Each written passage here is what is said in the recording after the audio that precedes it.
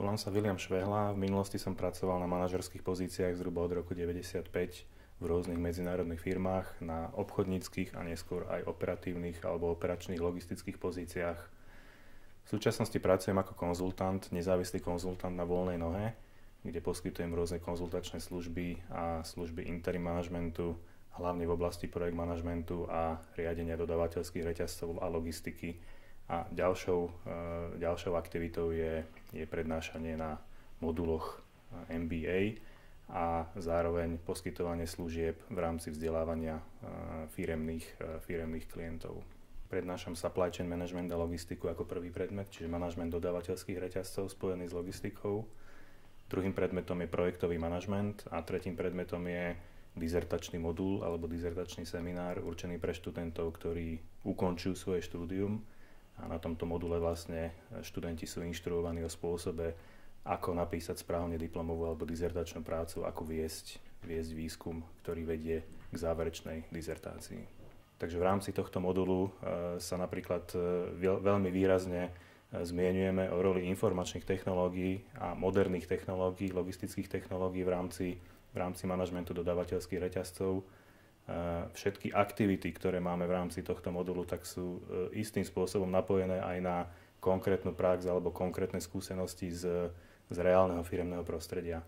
Študenti, ktorí absolvujú tento modul, tak istým spôsobom by mali byť zruční aspoň akým takým všeobecným spôsobom posúdiť isté možnosti a istý potenciál, dajme tomu optimalizácie procesov v ich firmách alebo vo firmách, ktorých momentálne pracujú alebo ktoré vlastnia. A tým pádom ako takou nejakou contribution, takou pridanou hodnotou tohto modulu je to, že oni by mali byť momentálne schopní po absolvovaní tohto modulu určiť, kam firmu ďalej posunúť, prípadne vedieť sa oveľa fundovanejšie vyjadriť k nejakým logistickým otázkam alebo otázkam týkajúcim sa riadeniu supply chainu, ako napríklad obstarávania, nákupu tovarov, nákupu materiálu, otázok týkajúcich sa výroby, skladovania, prepravy a toku informácií. Počas vyučovania a prednášok všetkých modulov alebo modulov, na ktorých mám možnosť sa zúčastňovať, tak sa vždy snažím všetky aktivity, všetky cvičenia, všetky prípadové štúdie napájať na prax, napájať ich na reálnu firemnú skúsenosť.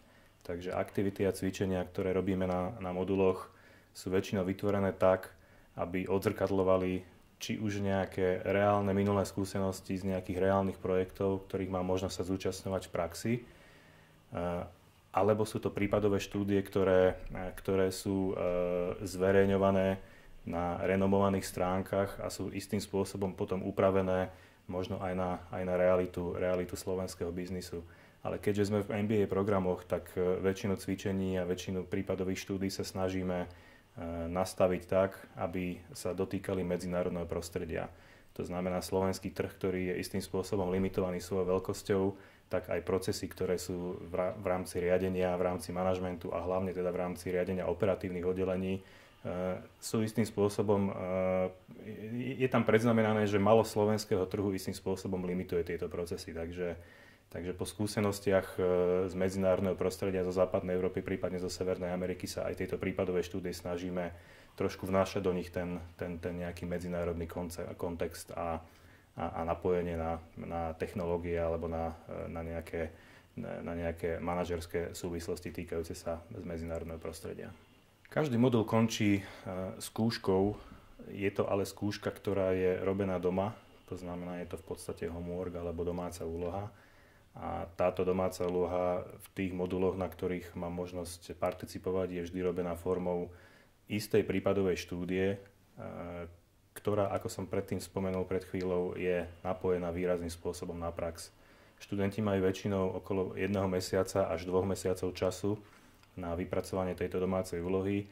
Zadanie tejto domácej úlohy je buď prezentované na hodine počas vyučovania, alebo si ho stiahnu z internetu cez systém interný a následne pracujú na vypracovaní tejto domácej úlohy. To znamená, jedná sa istým spôsobom o taký mini projekt pri práci na prípadovej štúdii, kedy študenti ako musia tomu venovať istý intelektuálny vklad, istý čas tomu musia venovať, nie je to niečo, čo sa dá zrealizovať za nejaké 2 alebo za 3 hodiny.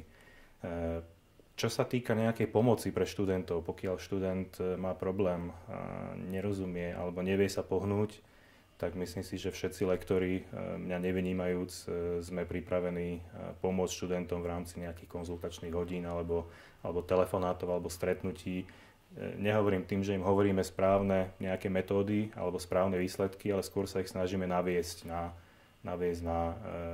to, akým spôsobom ďalej sa pohnúť v prípade, že dojdú k nejakému zablokovaniu vlastného posunu v rámci vypracovania tejto prípadovky.